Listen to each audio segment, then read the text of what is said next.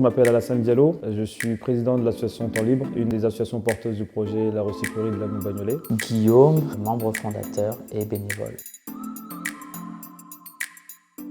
Notre devoir est la solidarité. Je pense que déjà rien que dans le slogan, on a déjà tout dit.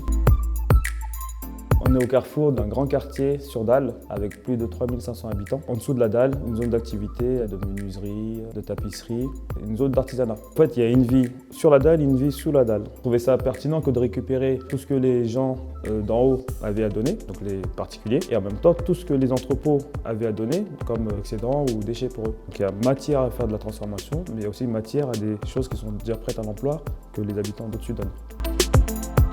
Au-delà même que ce soit un lieu où on recycle l'objet, c'est aussi un lieu de rencontre. Les gens vont venir partager leur expérience de la vie, leur expertise, faire du lien intergénérationnel. Et en même temps répondre à la problématique économique de certains qui ne trouvent pas et de ceux qui donnent. Le métier de tapissier, retoucherie, réparation de vélo. Il y a aussi l'électronique qui est remis en état.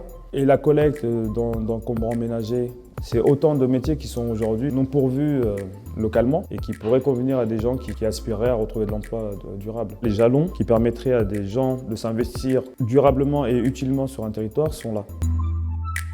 Les premières demandes qui ont explosé quand il y a eu le confinement, c'est comment permettre la continuité scolaire des étudiants qui étaient confinés chez eux. Les appels ou les passages à la recyclerie pour savoir si on avait des ordinateurs à disposition pour permettre la continuité scolaire et du coup réduire la fracture numérique. On a pu financer un agrément artistique de la part d'un graffeur qui a repeint une dizaine de murs. Les gens sont un peu plus fiers de leur quartier, ils ressentent l'appartenance à ce quartier. C'est une reconnaissance qui nous va droit au cœur. Il n'y a pas 10 000 manières de gratifier un bénévole, d'avoir un projet qui est retenu et qui est valorisé et qui peut en plus dépasser les frontières d'une ville.